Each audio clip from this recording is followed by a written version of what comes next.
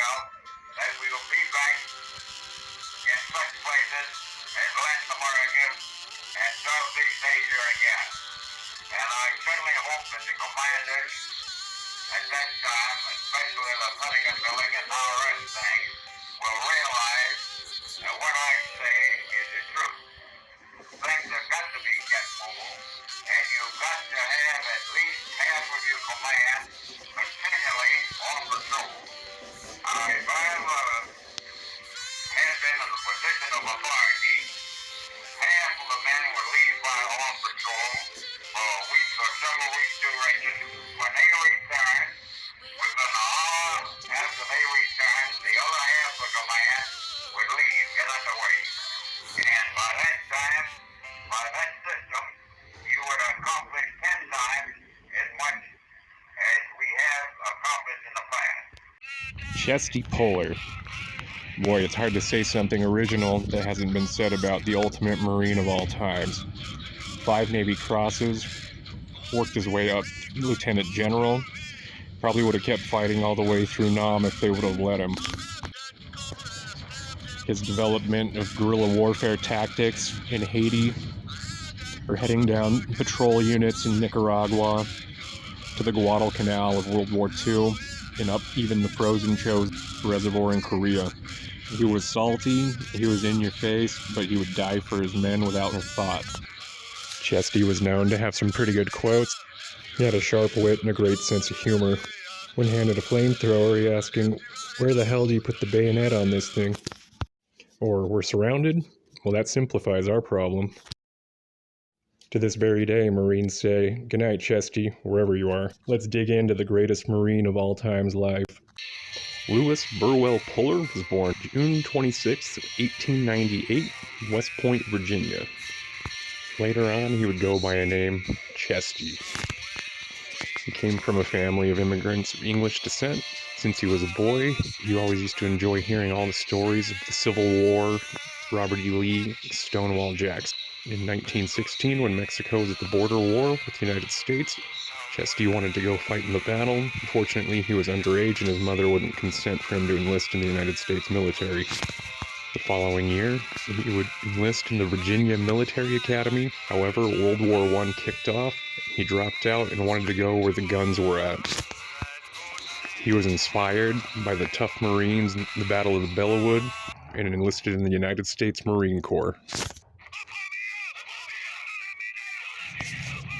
Although Chesty never saw combat during World War I, the Marine Corps was expanding and he attended non-commissioned officer school at the Officer Candidate School.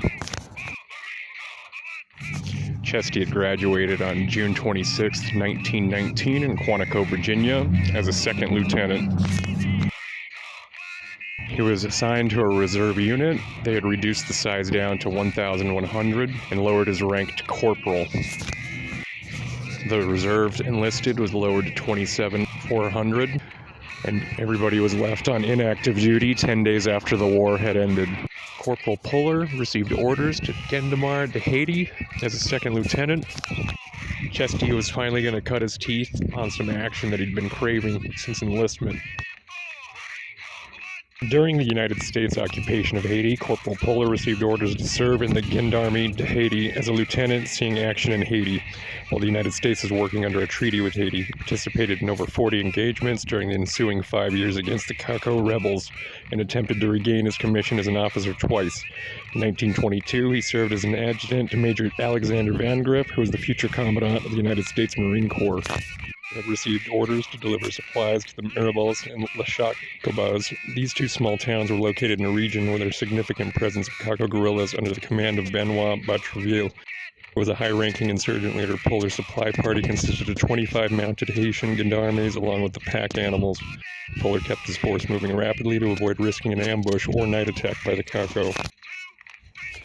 Puller was assigned Chief Assistant, Acting Second Lieutenant Augustin B. Bruno, Haitian who was fluent in English. They were assigned to a new duty to begin offensive operations against the guerrillas.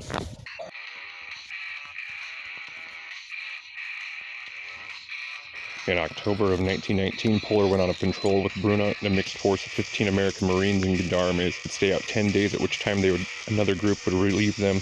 The unit, using night movements, made contact on October 31st with a small band, killing 2 of the enemy, capturing 4 rifles, several machetes, and some swords. On November 1st, they arrested 3 suspected bandits. And on the afternoon of November 4, 1919, Polar and his men entered a small village of grass shacks 10 miles west of Mirabilis. The priest told Bruno that a high-ranking Caicos insurgent leader named Dominic Georges had a camp about 15 miles away. He and his men decided to take this opportunity to kill or capture Dominic Georges.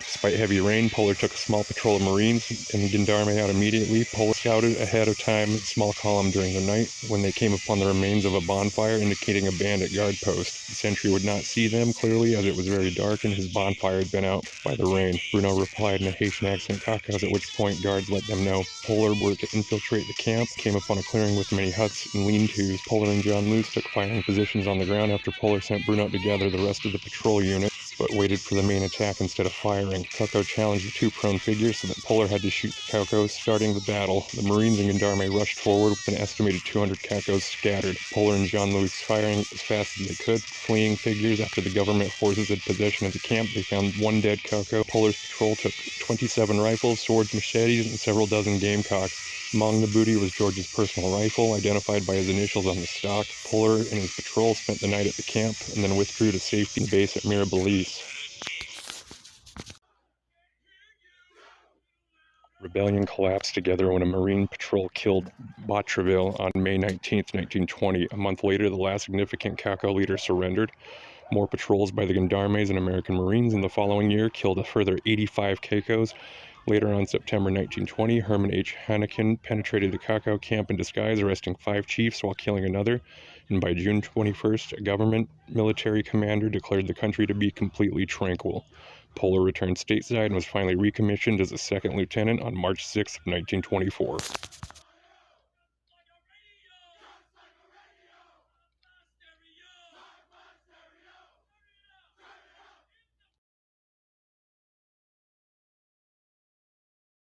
In December of 1928, Polar was assigned a Nicaraguan National Guard detachment, where he was awarded his first Navy Cross for his actions from February 16th to August 19th of 1930. He led 5 successive engagements against superior numbers of armed bandit forces. He returned stateside in July 1931, completed a year-long company officers course at Fort Benning, Georgia, thereafter returning to Nicaragua from September 20th to October 1st of 1932, and was awarded a 2nd Navy Cross. Polar led American Marines and Nicaraguan National Guardsmen in the Battle of Sandinista rebels in the last major engagement of El Sandino Rebellion near El Sas on December 26th of 1932. Earning 2 Navy Crosses within a 2-year time frame. Let's get into it.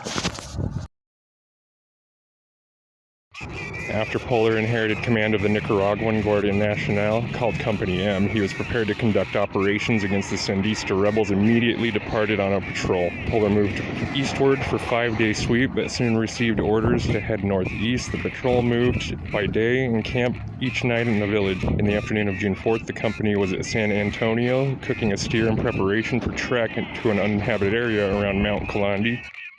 After hearing some gunshots to the north, Polar sent 13 men of the Guardia to investigate 1,000 yards beyond the town.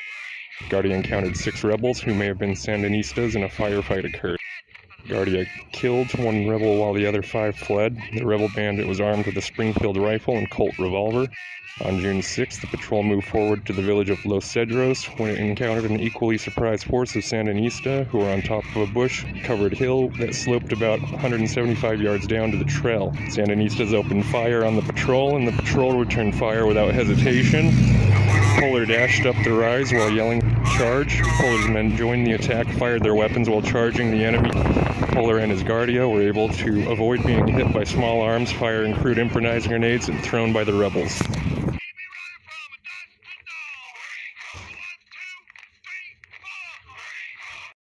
26, Polar's patrol was ambushed by rebels. Lee used a Lewis machine gun to keep the enemy pinned down while Guardia Nacional worked their way up the slope opposite the rebel ambush party. Polar's men penetrated the center of the rebel encampment, killing 16 rebels. 2 men were killed and 4 were wounded of Chesty's men. In order to obtain medical care for the wounded, Polar immediately withdrew back to Jinotega. During Polar's withdrawal, his patrol was ambushed twice but suffered no more casualties and fought off the ambushers. Polar's Guardia killed at least 8 more rebels. Polar's force arrived back at Jinotega on September 30th after the raid on the rebel encampment. The final battle of Nicaragua was the Battle of El Sas, December 26, 1932, as Polar's force of American Marines and Nicaraguan National Guard ambushed by rebels from both sides of the tracks. Polar and William A. Lee quickly with their troops immediately engaged the rebel ambushers. After a firefight, the Marines and Guardia Nacional were able to drive off the rebels. Polar's victorious force suffered 3 dead, 3 wounded for the Guardia Nacional. The rebels suffered 31 killed and lost 63 lives captured by Polar's force. After his service in Nicaragua, Polar was assigned a Marine detachment and American legation in Beijing, China, commanding a unit of China Marines. He then went on to serve aboard USS Augusta, a cruiser in the Asiatic Fleet, which was commanded by then-Captain Chester W. Nimitz. Polar returned to the States June 1936 as instructor at the basic school in Philadelphia, where he trained Ben Robert Shaw, Pappy Boyington, and Lew Waltz. In 1933, he returned to the Augusta as commander of the onboard Marine detachment and back to China, disembarking in Shanghai in May 1940 to serve as executive officer, commanding officer of 2nd Battalion, 4th Marines, until August 1941. Major Polar returned to the United States on the 28th of 41. After a short leave, he was given command 1st Marine Battalion, 7th Marines of the 1st Marine Division, stationed at New River, North Carolina, which would later be renamed Camp Lejeune. World War II in Europe had already been going on for several years at this time. The United States had laid neutral until 1941, the bombing of Pearl Harbor. The United States had suffered a devastating hit from the Empire of Japan on the island of Oahu, Pearl Harbor Naval Base. The Empire of Japan was trying to slow down the United States fleet so they could begin invading other countries in Asia. What Japan wasn't counting on was the United States Marine Corps.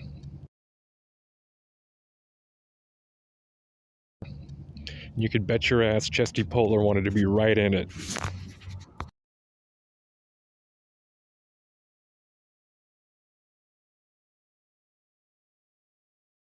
Soon arriving at the Guadalcanal, Lieutenant Colonel Polar led his battalion in a fierce action along the Montanicua, in which Polar's quick thinking saved 3 of his companies from annihilation. In the action, these companies were surrounded and cut off by a larger Japanese force. Polar ran to the shore, signaled a United States Navy destroyer, the USS Monson, and then directed the destroyer to provide fire support while landing craft rescued Marines from their precarious position. Officer in charge of the group landing craft was killed while providing cover fire for his landing craft for the Marines as they evacuated the beach, and was posthumously awarded the Medal of Honor. To date, the only Coast Guardsman to receive decoration. Polar, for his actions, was awarded a Bronze Star Medal with a Combat V device. Later on the Guadalcanal, Polar was awarded his 3rd Navy Cross, and he was later known as the Battle for Henderson Field.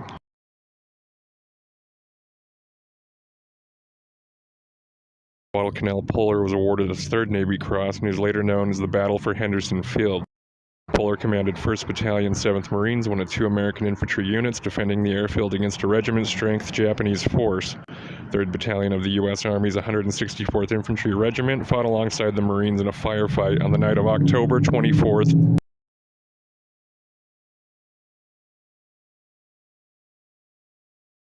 .17 and the 3-164th sustained 70 casualties. The Japanese forces suffered 1,400 killed in action, and the Americans held the airfield. He nominated 2 of his men. One of them was Sergeant John Bastiglione for Medals of Honor. Polar was wounded himself November 8, 1942 during the Battle of Cully Point, suffering arm and leg wounds during a Japanese attack on his command post. His injuries were serious, requiring surgery, and command was temporarily assigned Major John E. Weber of the 3-7. Puller was released from the hospital and resumed command of his battalion on November 18th. Puller was then made the executive officer over the 7th Marine Regiment while serving in the capacity of the Battle of Cape Gloucester. Puller was awarded his 4th Navy Cross for overall performance of duty between December 26, 1943 and January 19th of 1944. During this time, when the battalion commanders of 3rd Battalion 7th Marines, 3rd Battalion 5th Marines were under heavy machine gun mortar fire, he expertly reorganized the battalion and led successful attack against the heavily fortified Japanese defensive positions. He was promoted to colonel effective February 1st of 1944, and by the end of the month he had been named commander of the 1st Marine Regiment. In the summer of 1944, Puller's younger brother Samuel D. Puller, executive officer of the 4th Marine Regiment, was killed by an enemy sniper in Guam. This all leading up to the Battle of Peleliu. In September and October of 1944, Puller led the 1st Marine Regiment into the protracted battle on Peleliu, one of the bloodiest battles in Marine Corps history. The 1st Marines under Puller's command lost 1,749 men and wounded approximately 3,000, but those losses did not stop Puller from ordering frontal assaults against the well-entrenched enemy.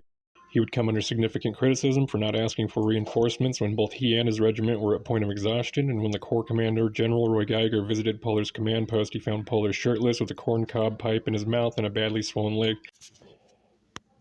General Robert Cushman believed that Puller was a great combat leader. His aggressive nature limited his understanding of combat to launching constant attacks regardless of circumstance. As a result, on the strain on both Puller and the regiment, Geiger ordered Rupertus to pull all but the annihilated 1st Marine Regiment out of the line as they were no longer combat effective. Within days, the other 2 regiments would also be withdrawn from the island and replaced by 3 Army regiments who would also be eventually pulled out. Puller had returned to the United States in November of 1944 and was named executive officer of the Infantry Training Regiment at Camp Lejeune, 2 weeks later commanding officer. After the war, he made it director of the 8th Reserve District at New Orleans, late commander of the Marine Barracks at Pearl Harbor. World War II had ended, the Nazi Party was gone, and the new threat was communism spreading wild throughout the rest of the world. After the Empire of Japan had surrendered, the Korean Peninsula was a Japanese territory. However, at this point it was split into 2 pieces. The northern side would be occupied by the Soviet Union and the south would be occupied by the United States due to civil war. There were 2 political factions that had caused a divide in Korea. You had North Korea, which was a communist party supported by Kim Il-sung, and then you had the Republic of Korea, which was a democratic pushed forward by Syngman Rhee. You add the nuclear weapons into the mix, and hence you have the Cold War. As the outbreak of the Korean War began, Puller was once again assigned as commander of the 1st Marine Regiment. He participated in the landing at Incheon September 15, 1950, and was awarded the Silver Star Medal for leadership from September 15th through November 2nd. He was awarded his 2nd Legion of Merit. He was awarded the Distinguished Service Cross from the United States Army for heroism in action from November 29th to December 4th, and his 5th Navy Cross for heroism during December 5th through 10th, 1950 at the Battle of Chosin Reservoir. With harsh, cold, terrible temperatures and exhausted men, frozen Chosin was one of the worst, bloodiest battles the United States Marines dealt with during the Korean conflict.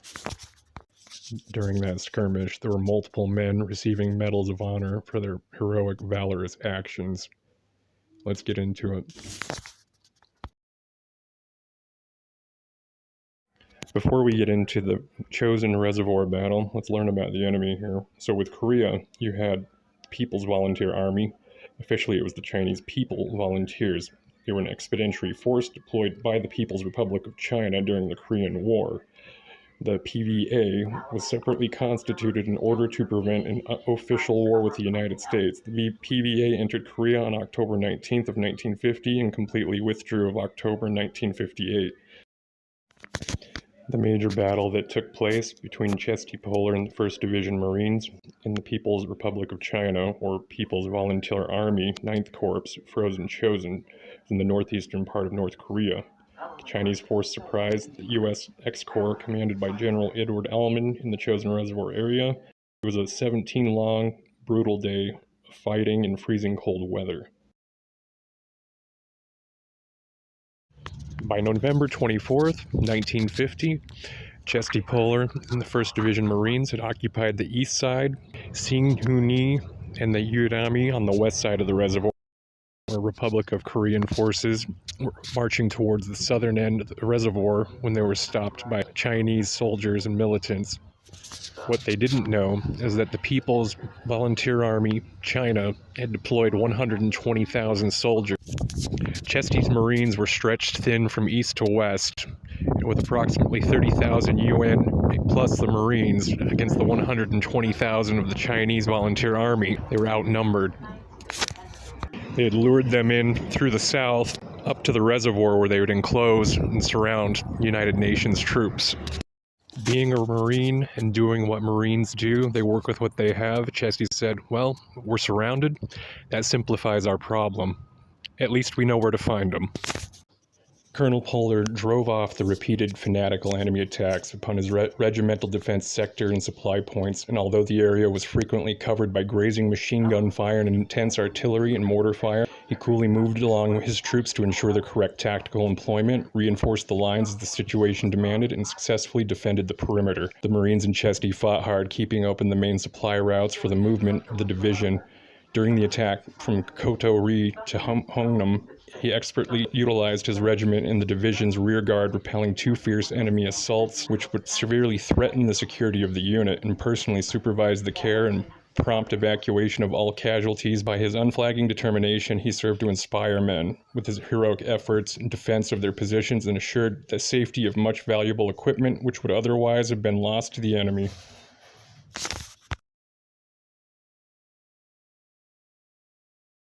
On December 5th, the 1-7 Marines at Chesty continued to fight and hold the line, making it possible for the UN forces to be able to break free of the encirclement and withdraw from the port of Hungum. Both sides suffered heavy casualties, especially the Chinese, with both battle casualties and non-battle casualties caused by the frigid weather. The withdrawal of the United States 8th Army from northwest Korea in the aftermath of the Battle of the Chosin River and the evacuation of X-Corps from Port Hungum in the northeast Korea marked a complete withdrawal of all the troops from the North Korea area. 2-7 Marines stepped in and helped hold down the line so they were able to evacuate. The U.S. military sent a fleet of 193 ships to evacuate all troops, heavy equipment, and approximately 1/3 of the Korean refugees by the end of the operation. Chinese forces had advanced and reclaimed nearly all of North Korea. The USS X-Corps in the Republic of Korea reported a total of 10,495 battle casualties. 4,385 of those were U.S. Marines, 3,163 were United States Army personnel, 2,812 were South Koreans, and 78 British Royal Marines. 1st Marine Division also reported 7,338 non-battle casualties to the cold weather, sickness, and disease, adding up a total of 17,833 from this one conflict battle alone. In July of 1954, Polar took command of the 2nd Marine Division at Camp Lejeune in North Carolina until February 1955, when he became deputy commander. He suffered a stroke and was retired by the Marine Corps on November 1st of 1955 with promotion to lieutenant general.